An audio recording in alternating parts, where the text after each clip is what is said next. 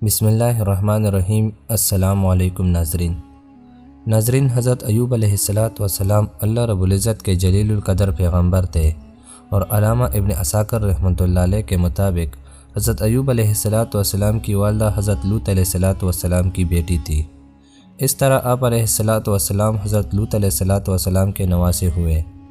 حضرت ایوب علیہ السلام سے متعلق معلومات کے ذرائع قرآن مجید، تورات یا پھر وہ اقتباسات ہے جو عرب مورخین نے قدیم تاریخ سے اخذ کر کے تحریر کیے۔ حضرت ایوب علیہ السلام سے متعلق سب سے قدیم شہادت تورات کے اس صحیفے میں ملتی ہے جو ان کے نام سے منسوب ہے۔ صحیفہ صبر ایوب تورات کا سب سے قدیم صحیفہ ہے، جس سے معلوم ہوتا ہے کہ آپ سرزمین غوث کے رہنے والے تھے، نہایت سچے، اللہ رب العزت سے ڈرنے والے، برائیوں سے دور رہنے والے کامل انسان تھے، ہر وقت یاد الہی میں مشغول اور اللہ رب العزت کا شکر ادا کرتے رہتے۔ آپ علیہ السلام نہایت امیر شخص تھے۔ اللہ رب العزت نے مال و دولت، جائیداد، شاندار محلات، نوکر چاکر اور کثیر اولاد سے نوازا۔ ناظرین، قرآن مجید میں آپ علیہ السلام کا ذکر 4 سورہ مبارکہ میں آیا ہے: سورہ نساء، سورہ انعام، سورہ انبیاء اور سورہ صاد۔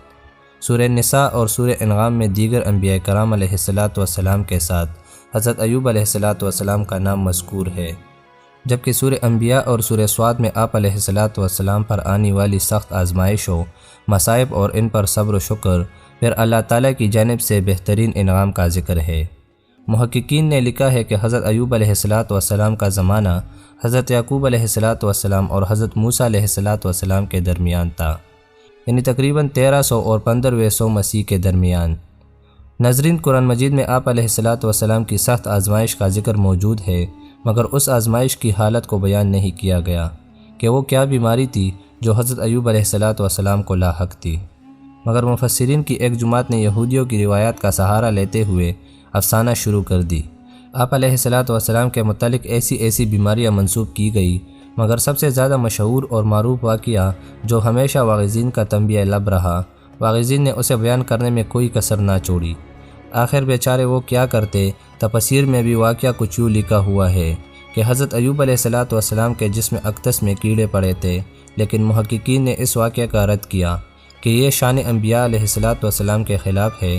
علماء نے لکھا ہے کہ کوئی نبی کسی ایسے مرض میں مبتلا ہرگز نہیں ہوتا جس سے لوگوں کو نفرت ہو اور لوگ اسے دور بھاگے اور وہ کسی کا محتاج ہو جائے، جیسے پوڑے، مواد کا بہنا، کیڑوں کا پڑنا یا نابینا ہونا۔ لیکن بعض نے کہا عارضی امتحان میں ایسا ہو تو باک نہیں، جیسے حضرت یعقوب علیہ السلام کی آنکھوں میں غم یوسف کی وجہ سے رونے میں بیاض آ گیا تھا، مگر وہ عارضی تھا، اور حضرت یوسف علیہ السلام سے ملاقات کے بعد حضرت یعقوب علیہ السلام کی آنکھیں دوبارہ منور ہو گئی تھی۔ ناظرین، اللہ رب العزت نے حضرت ایوب علیہ السلام کی آزمائش کی اس امتحان میں کامیابی کی صنعت کے طور پر قرآن مجید کی کئی آیات میں آپ کا تذکرہ کیا کہ بے شک ہم نے ان کو صابر پایا، اور ایسا صابر کہ اس کی دوسری کوئی مثال نہیں مل سکتی، یہاں تک کہ صبر ایوب ضرب المثل بن گیا۔ بعض روایتوں اور کتابوں میں یوں آیا ہے کہ شیطان نے کہا کہ حضرت ایوب علیہ السلام اس لیے عبادت کرتے ہیں اور شکر گزاری کرتے ہیں کہ اللہ رب العزت نے ان کو مال و دولت سے نواز رکھا ہے، اگر ان کی آزمائش کی جائے تو وہ ناشکری کریں گے۔ اللہ تعالیٰ نے حضرت ایوب علیہ السلام کی آزمائش مختلف آفات سے کی۔ سب سے پہلے ان کے جانور مر گئے، پھر بچے انتقال کر گئے، پھر بیماری نے آ لیا، صرف زبان ہی محفوظ رہی۔ اس حال میں بھی ان کو یہ فکر تھی کہ زبان کو کچھ ہو گیا تو اللہ تعالیٰ کا شکر کیسے ادا کریں گے۔ قرآن مجید میں سورہ صاد میں ارشاد باری تعالیٰ ہے: اپنا پاؤں مارو، یہ نہانے کا ٹھنڈا اور پینے کا پانی ہے۔ حضرت ایوب علیہ السلام کی دعا بارگاہ پروردگار عالم میں قبول کر لی گئی۔ انہوں نے اپنا پاؤں زمین پر مارا، جہاں سے ٹھنڈے اور میٹھے پانی کا چشمہ پھوٹ پڑا۔ پھر آپ علیہ السلام نے اپنے کمزور اور لاغز جسم کو گویا اس چشمے کے پانی میں ڈال دیا۔ جیسے جیسے جسم پر پانی پڑتا، جسم میں توانائی آتی جاتی۔ آپ دیر تک نہاتے رہے، یہاں تک کہ مکمل صحت یاب ہو گئے۔ ناظرین، آزمائش و امتحان اور مصائب پر صبر و شکر میں حضرت ایوب علیہ السلام ضرب المثل ہے۔ اللہ تعالیٰ نے آپ کو صبر و شکر کا وہ مقام عطا فرمایا کہ رہتے دنیا تک لوگوں کے لیے صبر ایوب مشعل راہ بن گیا۔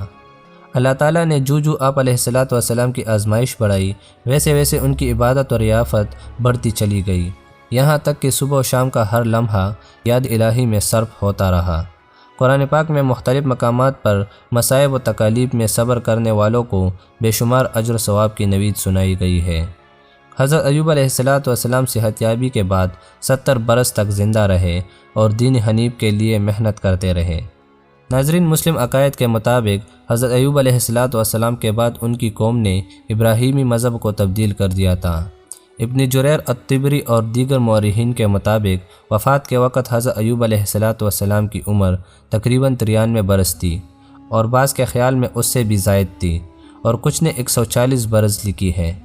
ناظرین، حضرت ایوب علیہ الصلاۃ والسلام کا مزار پر انور ارپا شہر کے باہر واقع ہے، مگر ایک اور روایت کے مطابق حضرت ایوب علیہ الصلاۃ والسلام کی قبر مبارک جنوبی عمان میں سلالہ کے شہر کے باہر جبل قرہ میں واقع ہے۔ مزید بر دروز برادری میں حضرت ایوب علیہ الصلاۃ والسلام کا ایک اور مزار جبل عشوب لبنان میں برقرار رکھا ہوا ہے۔ امید کرتا ہوں دوستو آپ لوگوں کو ویڈیو پسند آئی ہوگی، تو ملتے ہیں اگلی ویڈیو میں، تب تک کے لیے اللہ حافظ۔